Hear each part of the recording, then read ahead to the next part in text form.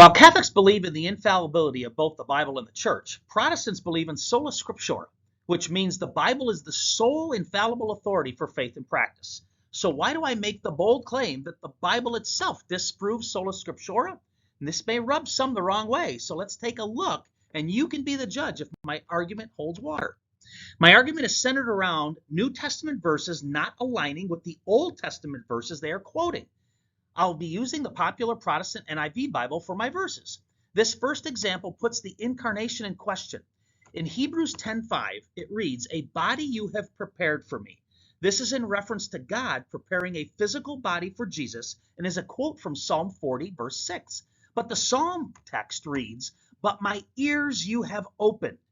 Using the Bible alone, you would have no idea if the New Testament writer simply misunderstood the Psalm. The incarnation comes into question without an infallible interpreter like the Church.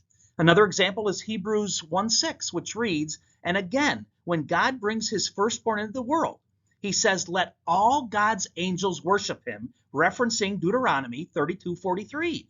But that reads, "Rejoice, you nations, with his people, for he will avenge the blood of his servants." No mentions of angels worshiping his firstborn. So, is Jesus being worshiped as God or not?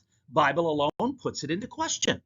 The third example is Luke chapter 4, verse 18, which reads, "He has sent me to proclaim freedom for the prisoners and recovery of sight for the blind, to set the oppressed free," referring to Isaiah 61, verse 1, which has no mention of recovery of sight to the blind.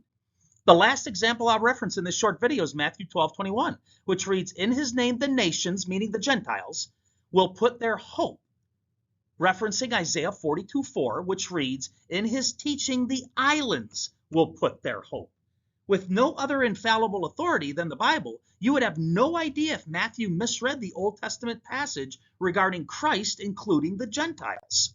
New Testament verses not aligning with Old Testament verses is not perceived to be a problem by most because of what Christians know today to be true. But that's not the point. We know what is true because of what the infallible Church has decreed over time, not due to the infallible Bible alone. An infallible book without an infallible interpreter inevitably leads to error, which is Protestantism. Sola Scriptura? Disproved by the Bible itself. I'd love to hear your thoughts. May God bless you on your faith journey.